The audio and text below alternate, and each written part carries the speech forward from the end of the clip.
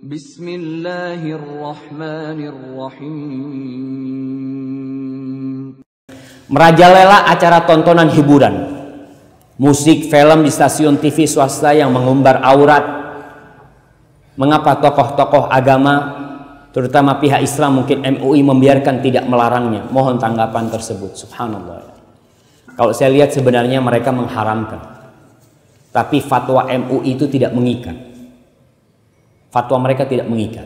Dalam artian ya media punya media. Kita sebenarnya yang bisa mengontrol media itu. Kita nih.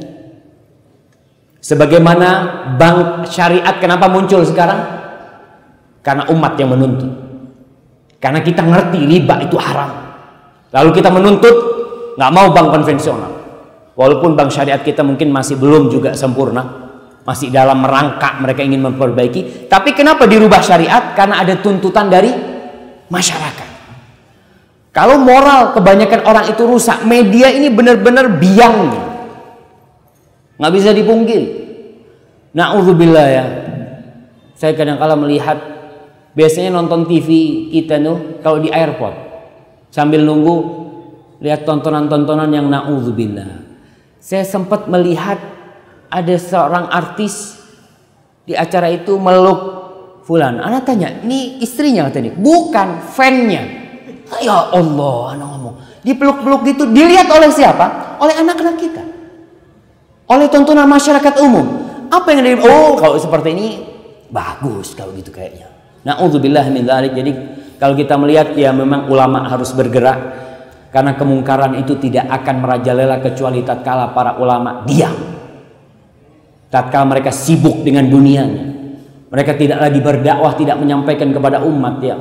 Siapa yang tidak atau siapa yang meragukan keharuman orang-orang yang joget-joget dangdut mungkin dengan auratnya? Siapa yang meragukan hal itu? Yang mengherankan dan kadangkala orang pulang haji atau orang punya hajat di Jawa, saya nggak ngomong di sini, itu nanggap dangdutan.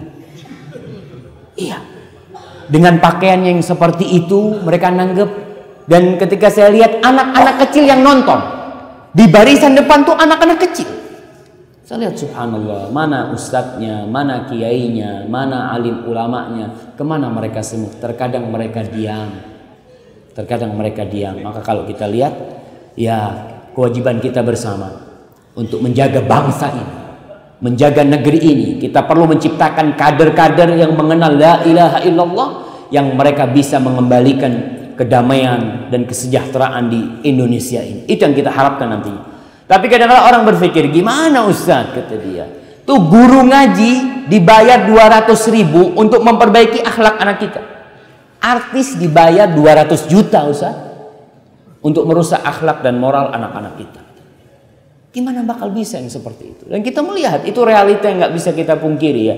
Bagaimana mereka dibayar mahal, sedangkan guru ngaji kita, masya Allah. Kadang-kala kita nih mau daftarin anak kita sekolah, ke sekolah agama, umpamanya ngaji TPA, bayarnya di sini berapa bayarnya? Masukin TPA aja. 260.000. Kata, mahal banget, kata dia. 60.000. Ketika dia masukkan anaknya ke SD favorit, bayarnya 1 juta. Tenang, kata dia. Favorit ini Ustaz, mahal memang. Kalau yang ini Quran dibilang nggak favorit sama dia. Subhanallah, subhanallah. Kadang-kala orang memanggil guru privat anaknya matematika 1,5 juta.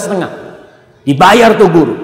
Manggil guru ngaji kasih 100.000. Alhamdulillah barokah Ustaz, 100.000. Itu mau gimana? Subhanallah. Nggak, itulah kita kalau memang benar-benar memperbaiki bangsa kita ini, nggak hanya bicara pemimpin, nggak hanya bicara ulama, nggak hanya bicara yang di atas, bicara yang di bawah. Karena tuh pemimpin asalnya dari mana? Dari bawah. Ulama-ulama dari mana asalnya? Dari bawah. Maka sekali lagi kalau dikatakan mungkin ada ulama-ulama yang kurang perhatiannya, mungkin ada sebagian di antara mereka. Memang dulu jamaah, pesantren-pesantren itu bengkel. Pesantren-pesantren itu dulu tempatnya anak-anak nakal. Jadi kalau anaknya nakal, apa kata bapaknya? Saya pondokkan. Akhirnya kumpul di pesantren anak-anak bandel semuanya. Pokoknya yang nakal dipondokkan. Iya, subhanallah. Kalau pinter kok jadi dokter kata dia. Kalau penurut jadi dokter. Kalau nakal jadi ulama. Seperti itu. Allahu akbar. Allahu akbar. Ini benar-benar harus diperbaiki, jemaah, ini harus diperbaiki ya.